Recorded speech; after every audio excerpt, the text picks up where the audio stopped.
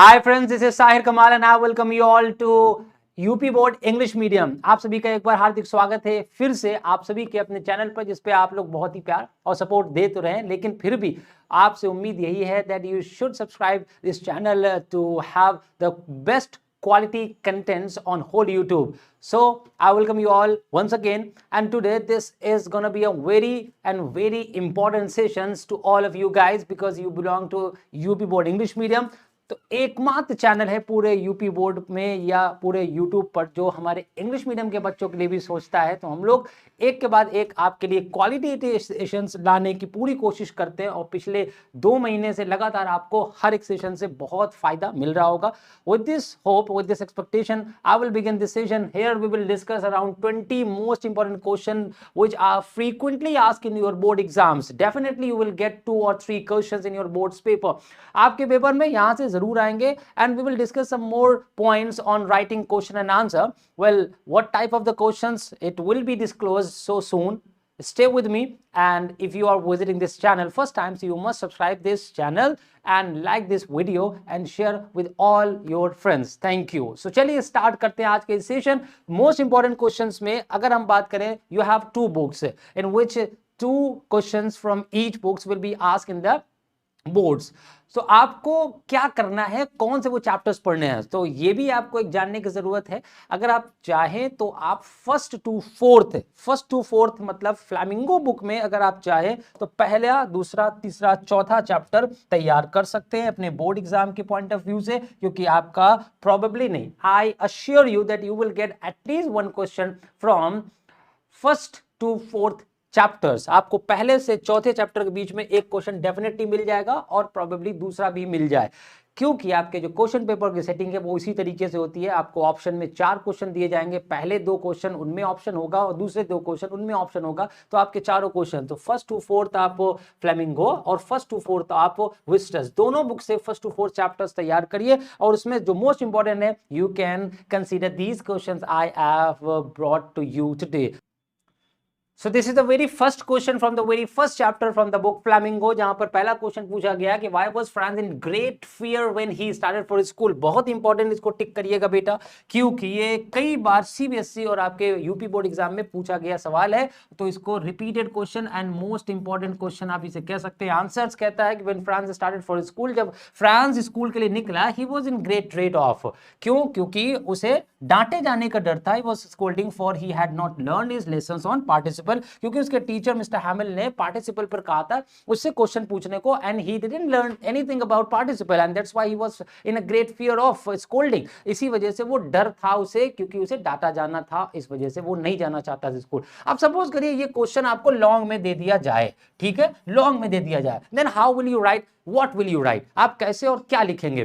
तो आप इसमें, ये तो आंसर हो गया एग्जैक्ट, लेकिन आपको इसके वर्ड्स लिमिट को इंक्रीज करना होगा। Then how will you increase the words limit, तो वर्ड लिमिट आप इंक्रीज कर जब करेंगे तो in the very beginning Franz के बारे में आपको लिख देना है कि फ्रांस कौन है और वो क्या करता है, और उसके बाद उसके पहले की कहानी की a day when Franz was ask to learn the questions on the participle पर उसके टीचर ने उसे कहा था कि आपको याद करके आना है। So when he started for school, he was not in favour that he should go to school because he did not learn anything else, क्योंकि जब उसने स्कूल चलना स्टार्ट किया उसके मन में आया कहीं उसे डांटा ना जाए। तो इसी बात को आप एक्सप्लेनेटरी मोड में लिखेंगे तो वही क्वेश्चन का आंसर लॉन्ग होगा। अब आप रास्ते में उसने जो चीजें देखी वो सब लिख दीजिए और एट लास्ट आपका ये आंसर लास्ट में आ जाएगा। And in this way you can form the long question even from the small और शॉर्टर क्वेश्चन। यहां पर एक शॉर्ट क्वेश्चन दिया है, लेकिन इसी क्वेश्चन को आप लॉन्ग फॉर्म में लिख सकते हैं, थोड़ा सा अपना माइंड या ब्रेन यूज करके, क्योंकि यहां पर सिर्फ एक्सप्लेनेशन मांगा जाता है। ये कहीं नहीं कहा जाता कि लॉन्ग क्वेश्चन में 80 वर्ड्स लिखने हैं तो वो 80 वर्ड्स आप सारे आंसर्स होना चाहिए।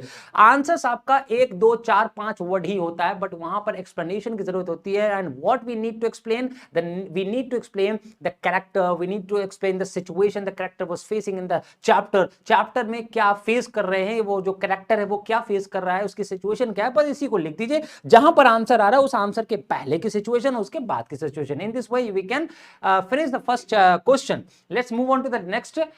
मोस्ट इंपॉर्टेंट में सेकंड क्वेश्चन आता है, what tempted Franz to run away and spend the day out of doors. वही चीज आ गई जैसे आपने अगर उसे लॉन्ग में लिखा होगा। So of course you must have mentioned what all the things he saw on his way to school, जब वो स्कूल जा रहा था उसने रास्ते में क्या क्या चीजें देखी, वो जो चीजें देखी वही चीजें आपका इस बात का सवाल का जवाब है। तो पूछा जा रहा है किन सारी चीजों ने फ्रांस को भागने पर मजबूर कर दिया और उसे बाहर दिन गुजारने पर मजबूर कर दिया।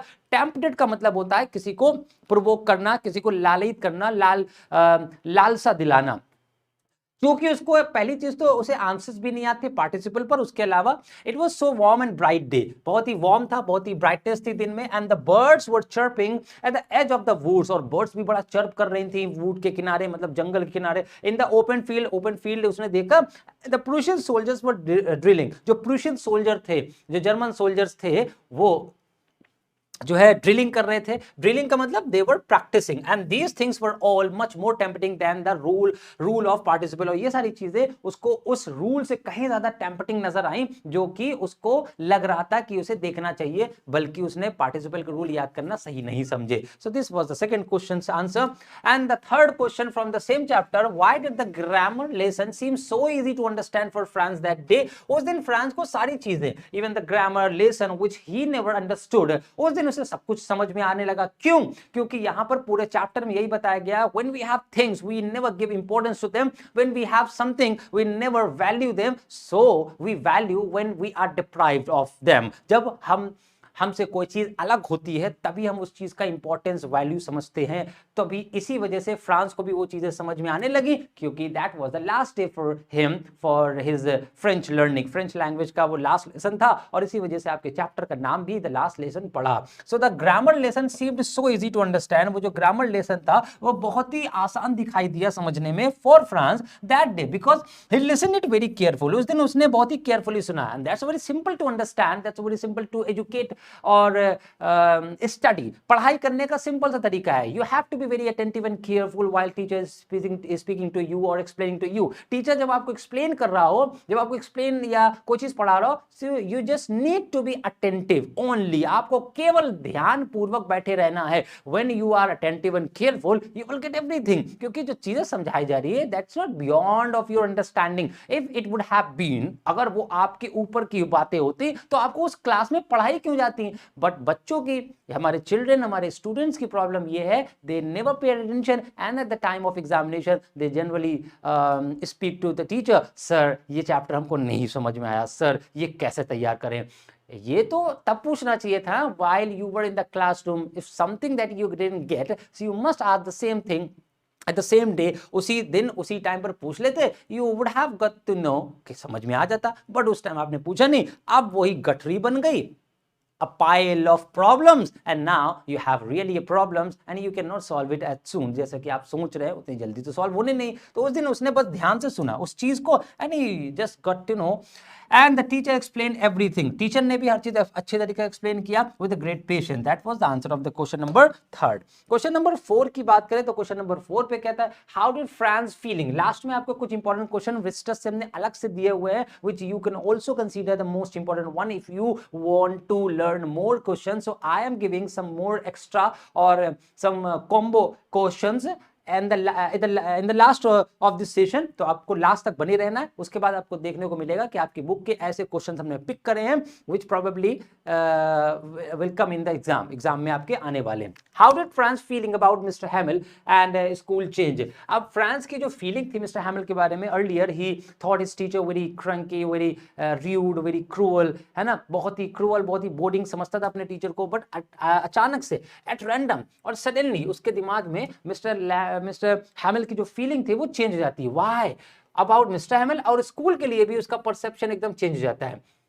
And the same answer here, France was very attentive in the class to listen the lesson। France उस दिन बहुत ही अटेंटिव था अपने क्लास को सुनने में, in the class to listen the lesson, lesson को सुनने में। इन फ्रेंच, यहाँ पर ई कर लीजिएगा बेटा, FRENCH। he was very sad that Mr. Hamel won't be his teacher anymore। वह बहुत दुखी था उस दिन क्योंकि अब मिस्टर हैमिल उसके टीचर नहीं रहेंगे, because he was going to leave this college forever because the Germans had dominated French areas, वो जो 2 शहर थे, वो जो 2 पेरिफेरी थे, तो उनको कब्जे में कर लिया था जर्मन लोगों ने। And there was a order that German would be taught not French. अब वहां पर जर्मन पढ़ाई जाएगी, फ्रेंच नहीं। So there would be no use of French teacher. तो वहां पर जब फ्रेंच पढ़ाई नहीं जाएगी तो फ्रेंच का कोई इंपॉर्टेंस भी नहीं था। ये था क्वेश्चन नंबर 4। अब आ जाइए क्वेश्चन नंबर 5 जो कि है चैप्टर नंबर 2 से। आप अपने पहले, दूसरे, तीसरे चैप्टर को भी अच्छी तरीके से याद कर लेंगे। I assure you, you will gate 1 question from these 3 chapters definitely.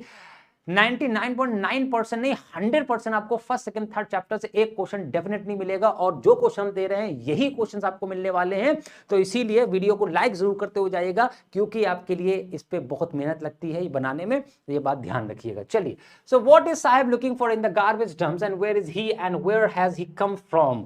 कहां से आया है, फॉर्म नहीं होगा, इट शुड बी फ्रॉम। ये फ्रॉम वर्ड होना चाहिए, ठीक है।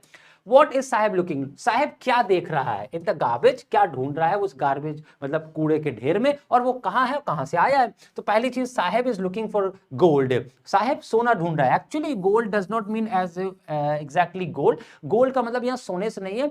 For Saheb like child, gold means some rupee. अगर ऐसे बच्चे को 10 रुपए भी मिल जाते हैं, it seems to be like gold, वो एकदम गोल्ड की तरह होता है। Coins, rupee, notes and other useful objects. कूड़े में बहुत सी चीज़ें ऐसी होती हैं which is not useful for other but useful for the poor person, उनके लिए वो यूजफुल होती हैं। गार्बेज डंप्स में उसे वो ढूंढ रहा है।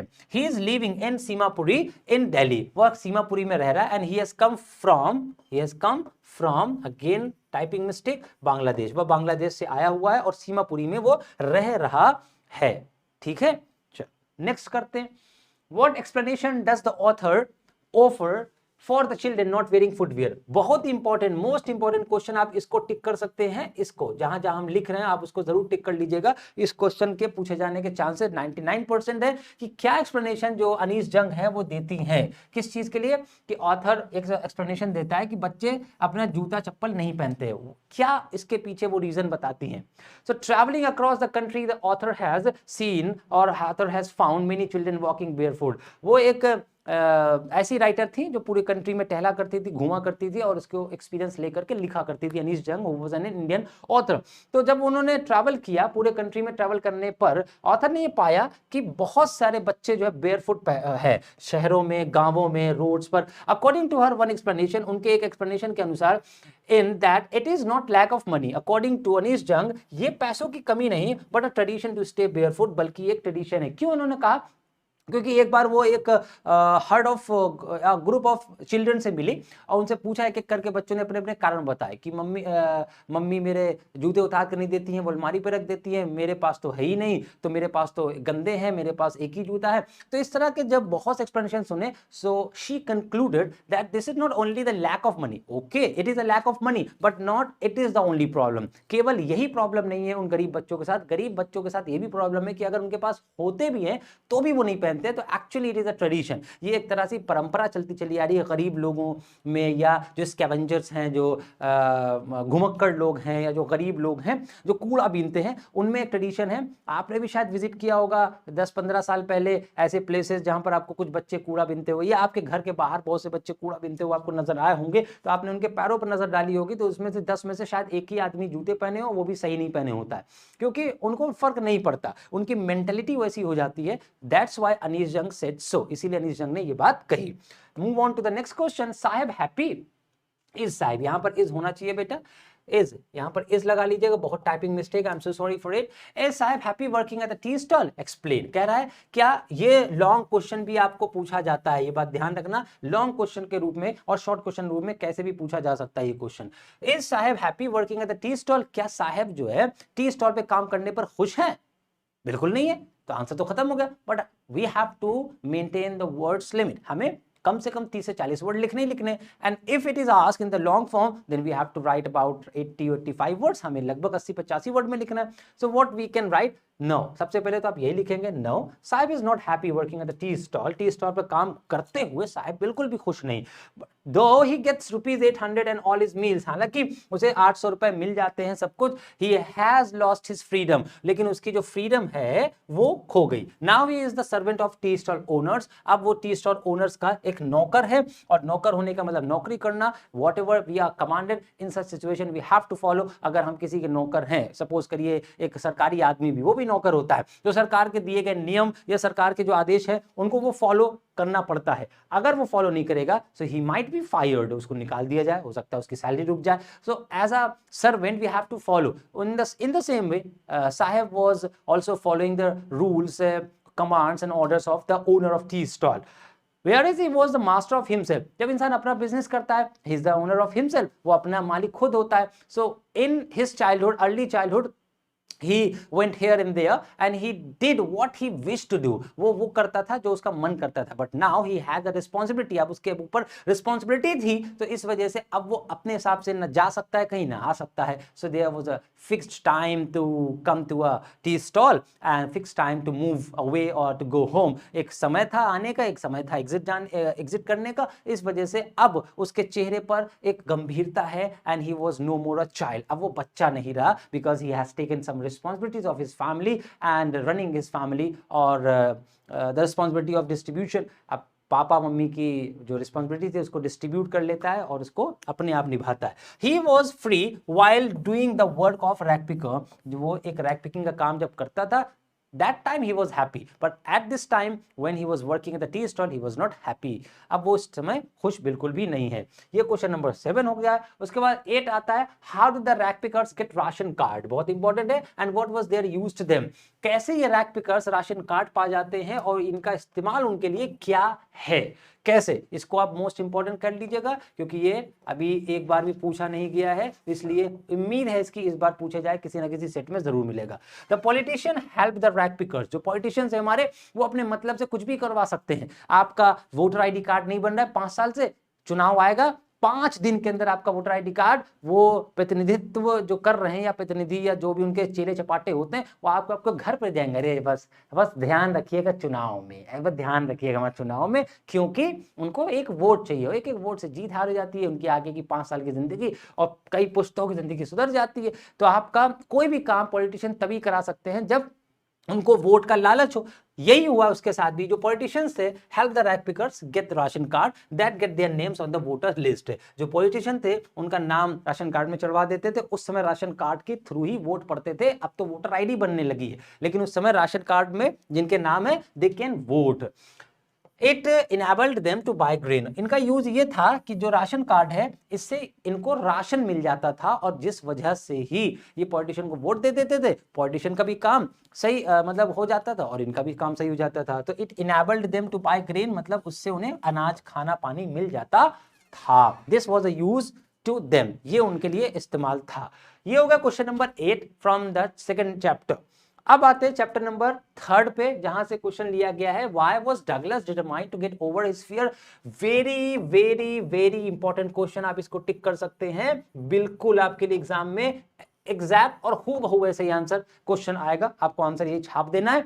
Why was Douglas determined, Douglas क्यों आखिर डिटरमाइंड थे, means having failed many times he was determined to get over the fear of water, पानी के डर को ओवरकम करने के लिए वो डिटरमाइंड थे। क्यों थे ये पूछा जा रहा है, to get over his fear of water. Douglas was determined to get over his fear of water, क्योंकि वो अपने इस डर को ओवरकम करना चाहते थे, अपने इस डर को बीट करना चाहते थे। He wanted to do something, what he wanted actually, वो चाहते क्या थे, क्योंकि it ruined his fishing trips, क्योंकि इस डर ने उनकी जो फिशिंग ट्रिप्स थी, मतलब फिशिंग ट्रिप्स का मतलब फिशिंग ट्रिप्स, जैसे आप पानी पे बहुत से खेल खेलते हैं, जैसे मान लीजिए हमें क्रिकेट में चोट लग जाए, अब चोट लगने के बाद अब किसी प्लेयर को शोएब अख्तर की बॉल लग जाए सर पे, so after that he would not play any cricket match again, तो उसका मतलब वो क्रिकेट करियर खत्म कर ले। बट इस फियर से बाहर आएंगे क्योंकि उसे शोएब अख्तर को ही नहीं और बहुत सी भी चीजें करनी है, उसे ब्रेटली को भी खेलना है, उसे और बॉलर्स को खेलना है। तो of course if you are determined to do something, having fail and having ruined career, फिर भी आपको कुछ करना है तो आपको डिटरमाइन होना पड़ेगा, and that's why William Douglas was determined to get over the fear, because ये जो फियर था, इट का मतलब the fear ruined his fishing trips, उसने उनकी फिशिंग ट्रिप्स को बर्बाद कर रखा था, and deprived him of the Joy canoeing, उसके जॉय जो कैनोइंग का मतलब एक तरह से बोटिंग होती है, बोटिंग एंड स्विमिंग, ये सारे खेल जो होते थे इसको बर्बाद कर दिया था, और ये उसका लुत्फ उठाना चाहते थे। ये क्वेश्चन आपका विस्टस से नहीं है, यहाँ पर गलत लिखा है, आई एम सॉरी बेटा, यहाँ विस्टस को कट कर लेना, आगे के 2 क्वेश्चन आपको ऐसे ही मिलेंगे, ठीक, इसलिए वो चाहते थे। क्वेश्चन नंबर 10, ये भी विस्टस से नहीं है, ये भी फ्लैमिंगो से ही है, इसको कट कर लीजिएगा, कमटा महोदय की थोड़ी सी गलती की वजह से ऐसा हो गया, फ्लैमिंगो से ही। चैप्टर नंबर 3 से 10th क्वेश्चन मतलब सेकंड क्वेश्चन उससे लिया गया है, how did the instructor build a swimmer out of Douglas. ये क्वेश्चन इंपॉर्टेंट है क्योंकि ये क्वेश्चन आ चुका है, मोस्ट इंपॉर्टेंट, इसको टिक कर लीजिएगा। हमने कुछ ही क्वेश्चन पे मोस्ट इंपॉर्टेंट, हालांकि ये 20 क्वेश्चन बहुत ही इंपॉर्टेंट है, बट जिस पर हम मोस्ट इंपॉर्टेंट यहां पर लिख रहे हैं आप उसको जरूर प्रिपेयर करें एग्जाम के। The instructor build a swimmers out of Douglas, Douglas के अंदर से एक स्विमर निकाला उन्होंने, मतलब डगलस के एक स्विमर के रूप में तैयार किया, कैसे, पीस बाय पीस, एक एक करके टुकड़ों में।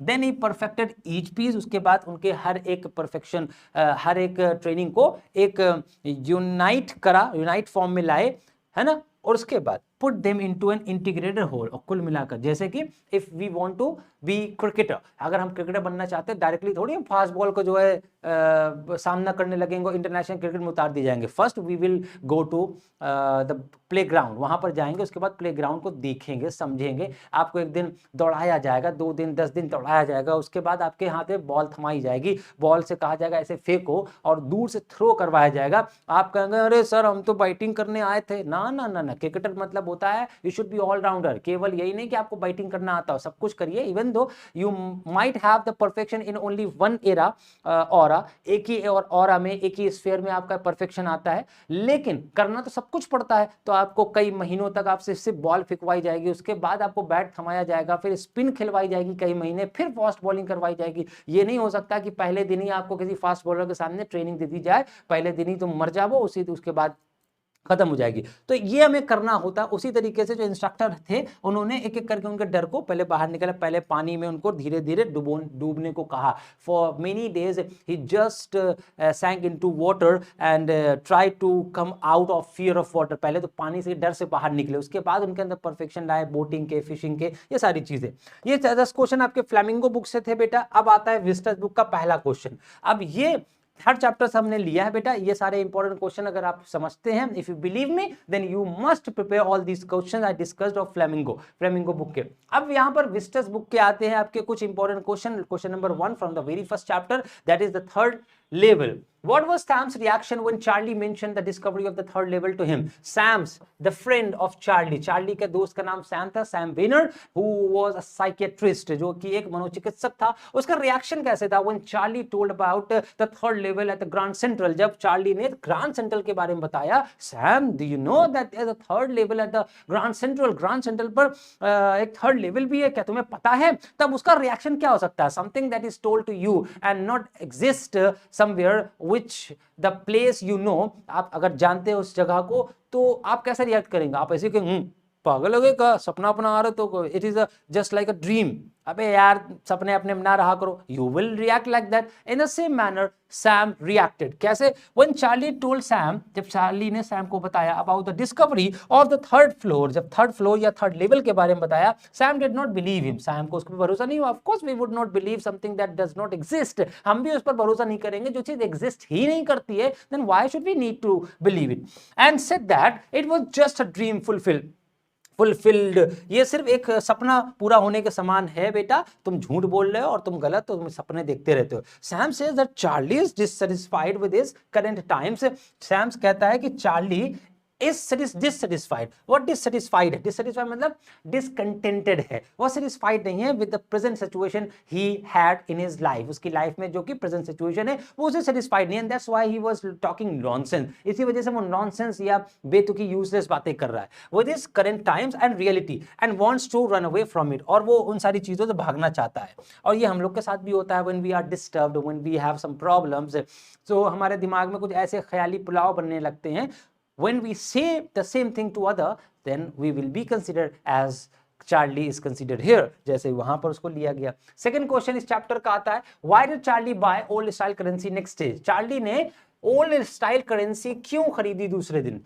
चार्ली जब पहले दिन ग्रांड सेंट्रल पर गया था थर्ड लेवल पर, तो वहां पर उसने देखा कि पुराने ज़माने की खिड़कियां, पुराने ज़माने के स्टेशन, पुराने ज़माने की ट्रेनें, कुछ ऐसे फैशनेबल लोग जो पुराने ज़माने में चला करते थे। तो उसे भी लगा कि उसे इलिनॉइस जाना है। इलिनॉइस एक जगह जहां पर वो जाना चाहता था to shock up the reality. वो अपनी वास्तविक कंडीशन, वास्तविक जीवन या अपनी रियलिटी जो प्रेजेंट टाइम था उससे भागना चाहता था। Actually it was the reason, he wanted to run away, he wanted to escape the reality of his present time. तो उसने सोचा why not he should also go the place he wanted to go, जहां वो जाना चाहता है क्यों ना चला जाए। So along with his wife he wanted to go that place, उस जगह पर जाना चाहता था। तो Charlie had a desire to run away and go to place where there was peace. वो एक ऐसे प्लेस पर जाना चाहता था जहां पर एक पीस हो, शांति हो, क्वाइटनेस हो। अकॉर्डिंग टू हिम, उसके हिसाब से Galesburg is such a place. Galesburg Illinois, Galesburg और फिर इलिनॉइस लिखा जाएगा। Is such a ideal place, ये एक ऐसा ही प्लेस है जो कि एक आइडियल प्लेस है। So he needed a ticket to go there, of course. तो वहां पर उसे जाने के लिए कुछ टिकट चाहिए और टिकट के लिए कुछ पैसे चाहिए, but he had the present time money. So how would he get that? He just thought to get the old style currency. उसने ओल्ड स्टाइल करेंसी को खरीदा जो कॉइन डीलर होते हैं उनके पास से। So he went to buy old style currency the next day after coming back from the third level या थर्ड फ्लोर या थर्ड लेवल से जब वापस आया तो उसने वो खरीदा। Question number third from this chapter, who is the tiger king? ओ, सेकंड चैप्टर आ गया। टाइगर किंग कौन है यहाँ पर? टाइगर किंग सेकंड चैप्टर आपका द टाइगर किंग है। टाइगर किंग को कहा गया कौन है? Why does he get that name? बहुत इंपॉर्टेंट क्वेश्चन है कि उसका ये नाम कैसे पड़ा। The tiger king, the king of Pratibandapuram. Pratibandapuram, यहां पर बंधपुरम नहीं है, प्रतिबंध होगा बेटा, प्रतिबंधपुरम, प्रतिबंधपुरम। सर जिलानी जंग बहादुर इज द टाइगर किंग। जो किंग है प्रतिबंधपुरम का वो कौन है? सर जिलानी जंग बहादुर, यही टाइगर किंग है। When he was only 10 days old, जब वो 10 दिन के ही थे, एस्ट्रोलॉजर्स हैड प्रेडिक्टेड, उन्होंने एक प्रेडिक्शन करी थी, एक प्रोफेसी करी थी। प्रोफेसी का मतलब भविष्यवाणी, that tiger would be the cause of his death, कि टाइगर की जो डेथ होगी वो एक टाइगर किंग की जो डेथ होगी वो एक टाइगर से होगी। When the king came to know about this, जब किंग को 20 साल की उम्र में ये बात पता चली, he took an oath to kill the all tigers, तो उसने कहा अगर ऐसी बात है then I would kill all the tiger I would meet, जिससे भी मैं मिलूंगा उसमें सबको मार डालूंगा। And it was because of killing, और इसी वजह से, उसकी इतने किलिंग की वजह से, सो मेनी टाइगर्स, इतने बहुत से टाइगर्स को मारने की वजह से, that he was named as Tiger King, उसका नाम टाइगर किंग पड़ गया। Question number 4 from the same chapter, ये इसी चैप्टर से है। What did the astrologer say he would do if the Maharaja killed the 100th tiger? बहुत important, most important, इसको लगा लीजिएगा बेटा, मोस्ट इंपॉर्टेंट क्वेश्चन आपके इस बुक का, इस चैप्टर का। महाराजा ने अगर सारे टाइगर मार दिए तो एस्ट्रोलॉजर ने कहा कि अगर महाराज आपने ये कर लिया तो हम ये करेंगे। क्या करेंगे? उन्होंने क्या कहा था? So this was the question. So the astrologer said that if the king succeeded in killing the 100 tiger, astrologer ने कहा महाराज if you could kill 100 tiger, अगर आप 100 टाइगर मार लेते हैं, then he would cut off his tuft, वो अपनी चोटी, अपनी ब्रेड का मतलब भी चोटी होती है, टफ का मतलब भी चोटी होती है, TUFT। And here, apart from this, इसके अलावा he will tear up all his astrology books, वह अपनी एस्ट्रोलॉजी बुक्स को, जितने भी ज्योतिष शास्त्र पर किताबें वो है उनके पास, वो सब फाड़ देंगे, and set them afire, और उनमें आग लगा देंगे। And then after that he will become an insurance agent, और उसके बाद वो एक इंश्योरेंस एजेंट बन जाएंगे। And this was the remark when tiger king said that I would kill all the tigers, जब उसने ये कहा कि मैं सारे टाइगर्स को मार दूंगा, तो इस पर एस्ट्रोलॉजर ने ये बात कही थी, ये बात याद रखना। नेक्स्ट क्वेश्चन, क्वेश्चन नंबर 5 इसी चैप्टर से, कि what did the Maharaja do to find the required number of tigers to kill? जब उसके राज्य में टाइगर खत्म होने लगे, then he was in a fix, he was anxious that time, उस समय वो बहुत ज्यादा एनेक्शियस हो गए, बहुत चिंतित हो उठे। तब उसने क्या किया? अपने टाइगर्स की उस टैली को मिलाने के लिए, उस टाइगर के नंबर को बढ़ाने के लिए या मारने के लिए, व्हाट डिड ही डू? क्या किया? आफ्टर किलिंग 70 टाइगर, 70 टाइगर मारने के बाद, when the tigers kingdom ran out of tigers, tigers kingdom से जब खत्म हो गए, रैन आउट का मतलब हो जाता है बेटा कोई चीज खत्म हो जाना। He decided to marry a royal girl, उसने एक रॉयल प्रिंसेस मतलब रॉयल गर्ल से शादी करने की सोचा। उसने सोचा कि वो मेरा ससुराल होगा, and then I can kill the left tigers, मैं बचे हुए टाइगर्स को वहां मार लूंगा. Who had sufficient number of tigers in his kingdom. After marriage, when the tiger went to his laws house, जब भी वो अपने in-laws house जाता, he started killing 6 or 5 tigers every time, and in this way he succeeded in killing 99 tigers. इस तरीके से उसने अपने ससुराल में 99 tigers तक मार लिए. But last he was framed, he was trapped. अब वो फंस गया क्योंकि अब तो टाइगर ही खत्म हो गए, तो बच्चे कहां से पैदा होंगे. And there was no more tiger left to be killed by him. अब उसके द्वारा मारे जाने के लिए कोई टाइगर नहीं बचा. तो ये थी क्वेश्चंस. ये शायद एक क्वेश्चन और है. तो इस चैप्टर से बहुत बड़ा चैप्टर है, शायद इसी वजह से हमने इसमें रखा है. How did the Maharaja stand in danger of losing his kingdom itself. ये क्वेश्चन लास्ट ईयर के 2023 के एग्जाम में आया हुआ है कि कैसे महाराजा का जो स्टेट था वो खतरे में पड़ जाता है. That he just was going to lose his kingdom. So how did he ward off the crisis, और किस तरीके से उसने इस खतरे को हटाया, इस खतरे से छुटकारा पाया. How did he get rid of this crisis, इस खतरे को कैसे छुटकारा पाया.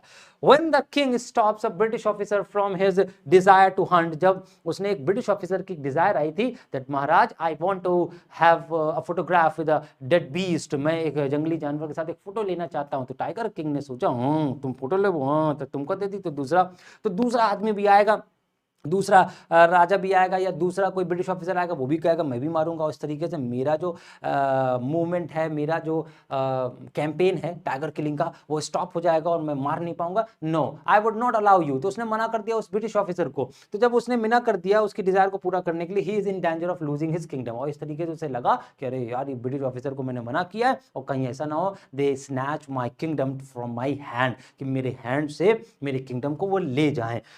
टू ओवरकम दिस क्राइस, इस क्राइस से ओवरकम होने के लिए, मतलब विजय पाने के लिए, मतलब इस क्राइस से छुटकारा पाने के लिए, he sent 50 diamond rings as a gift to the officer wives. Officer की वाइफ को उन्होंने 50 रिंग्स भेज दी और लालची औरत ने 50 रिंग रख ली थी. ये भी आपको मालूम होगा, लास्ट में आपको पता चला होगा. इस तरीके से इस क्वेश्चन का आंसर आप लिख सकते हैं. नेक्स्ट देखेंगे तो ये आपका आता है चैप्टर नंबर 3 से, जो कि है journey to the end of the earth. Why has the Students on Ice programme been successful. Most important question, इसको आप लगा लीजिएगा इस चैप्टर का. स्टूडेंट ऑन आइस ये क्या है, आपसे पूछा जरूर जाएगा. Students on Ice, it is a program on which Tishani Doshi went on, जिसके ऊपर वो गई थी. और ये सक्सेसफुल क्यों रहा. The Student on Ice programme was so successful. जो स्टूडेंट ऑन आइस प्रोग्राम था ये बहुत ही सक्सेसफुल रहा because it is impossible to reach the vicinity of the South Pole. South Pole की विसिनिटी पर जाना ये इम्पॉसिबल रहता है and its effects can not be avoided, और इसके इफेक्ट्स को हम अवॉइड नहीं कर सकते. So this was the first visit from an Indian as a Tisani Doshi visited this place and she experienced some marvelous facts about South Pole. South Pole के बारे में कुछ उन्हें marvelous facts दिखाई दिए और समझ में आए. But in this programme the students saw with their own eyes the glacier moving forward and the iceberg breaking. उन्होंने अपनी आंखों से आइसबर्ग्स को, आइस के बड़े बड़े टुकड़ों को टूटते हुए देखा, आगे बढ़ते हुए देखा, बड़े बड़े ग्लेशियर्स को. इस वजह से ये सक्सेसफुल रहा. Question number 8, what did Geoff green get tired of and why. Geoff green का जिक्र आया इसी चैप्टर में. किस चीज से वो टायर्ड ऑफ हो गए, किस चीज से वो थक चुके थे और क्यों थक चुके थे. क्वेश्चन ऐसे ही पूछा जा सकता है. What did he switch over to and how long has he been running this program. और कब से ये प्रोग्राम चला रहे थे जियोफ ग्रीन, ये प्रोग्राम चला रहे थे स्टूडेंट आइस वाला. So Geoff green was tired of transporting famous people so he took a break. Geoff green पहले बड़े कुछ सेलिब्रिटीज, कुछ रिटायर्ड लोग, कुछ एक्सपीरियंस लोग ले जाया करते थे ऐसे प्रोग्राम्स के ऊपर जहां पर वो कुछ नया करें. बट जब उन्होंने देखा ये लोग कुछ अच्छा नया नहीं बता पाते, something new ideas, some new ideas, some new perception of the world, तो अब इन सारी चीजों से वो थक चुके थे. इस वजह से he thought to bring some students, some children from his schools on such programs so that they could give something new. और कुछ नया वो सोच सकें. जो बच्चे होते हैं वो मन के सच्चे, और उसके बाद उनके जो इमेजिनेटिव पावर होता है वो दुनिया में सबसे ज्यादा होता है. मतलब किसी भी यूथ से कहीं ज्यादा बच्चे के अंदर एक इमेजिनेशन होता है.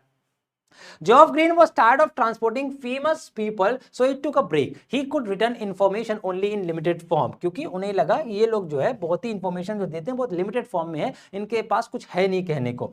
He made a change and turned to high school student. इसलिए उन्होंने change किया और फिर high school student को इस प्रोग्राम पे ले गए. Now he has been running this program for the last 6 years. पिछले 6 सालों से इस प्रोग्राम्स को चला रहे थे. Question number 9 ये कहता है क्या how did Sadao happen to, ये चैप्टर नंबर 4 से है, इंपॉर्टेंट है। इसके अलावा हम आपको कुछ क्वेश्चंस देने वाले हैं लास्ट में, सो बने रहेंगे हमारे साथ।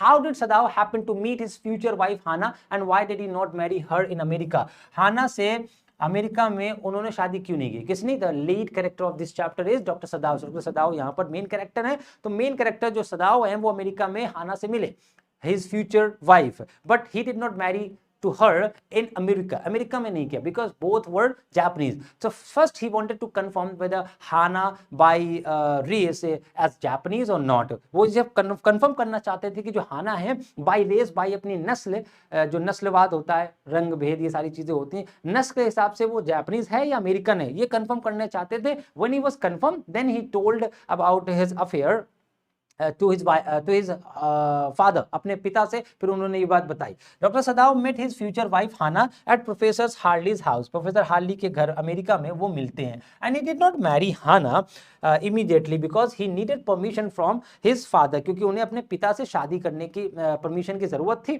so Hana had Hana not been Japanese by origin, अगर वो ना होता origin by creed and by what does it say, नस्ल को अभी हमने क्या कहा था, रेस, बाय रेस, अगर हाना जो है जापानीज नहीं होंगी, ओरिजिन उनकी और जापानीज नहीं होगी, तो उनके फादर वो अलाउ नहीं करेंगे। Father would never approved the marriage and he was waiting to confirm this. वो सिर्फ इस चीज का इंतजार कर रहे थे कि कब हाना ये बताए that she was actually a Japanese by her race, and then he was confirmed, he told his father and at last they got married। ये क्वेश्चन नंबर 9 तक ही लिया गया। उसके बाद आपके लिए कुछ इंपॉर्टेंट क्वेश्चन जो कि इसी चैप्टर से हैं बेटा, तो इस चैप्टर के ये क्वेश्चंस आपको तैयार करना है। दो इसका हमने आंसर्स नहीं लिखा है, क्वेश्चन नंबर 11, 12, 13 एंड 14 कुछ नंबरिंग में गड़बड़ है। How did Sadao and his wife determine that the man was an American prisoner of war.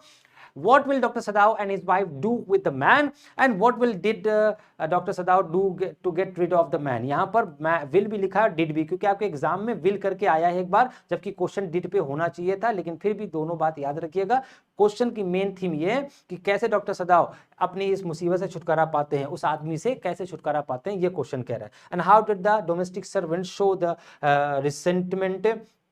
Resentment of the enemy in the house of their master, और कैसे वो अपने उस रिसेंटमेंट को, अपनी नफरत को, अपने उस भेदभाव को पूरा कर पाते, कैसे उन्होंने इसका विरोध किया। कुल मिला के ये क्वेश्चंस आपके चैप्टर नंबर 4 से हैं। कुछ और क्वेश्चंस हैं जो कि विस्टस से ही हैं, वो आप ले लें। Who were the famed for swallowing sheep whole in the kingdom, ये चैप्टर नंबर 2 से कुछ और एक्स्ट्रा क्वेश्चन है, इनको आप तैयार कर सकते हैं अपनी बुक से। Describe the writer's feeling after he had spent 2 weeks in Antarctica, ये चैप्टर नंबर 3 से है, जो कि journey to the end of the earth से है। Why is Antarctica the ideal place to study, ये भी चैप्टर नंबर 3 से है। उसके बाद है why is Derry startled as soon as he enters the garden. अगर आप 5वें चैप्टर पे जाना चाहते हैं तो, वरना तो 4था चैप्टर तक काफी है। अगर आप 1st to 4th विस्टस, 4th to 4th flamingo में तैयार करते हैं, that will be too much, that will be enough to prepare for exam. आपके एग्जाम में क्वेश्चन डेफिनेटली इन्हीं चारों चैप्टर से पूछे जाएंगे, but if you want to move ahead or to prepare more chapters, then you can opt this question। ये chapter number 5 से लिया गया है, जो कि है on the face of it से लिखा हुआ।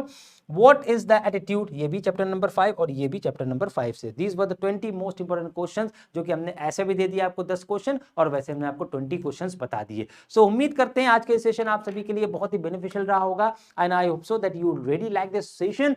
सो अब आप कमेंट सेक्शन में जरूर बताएंगे नेक्स्ट सेशन आपको किस टॉपिक पर चाहिए। This is the only channel to take care of the English medium student from UP board. So you must subscribe this channel, like this video and share with your friends. Thank you so much for watching this session. Thank you.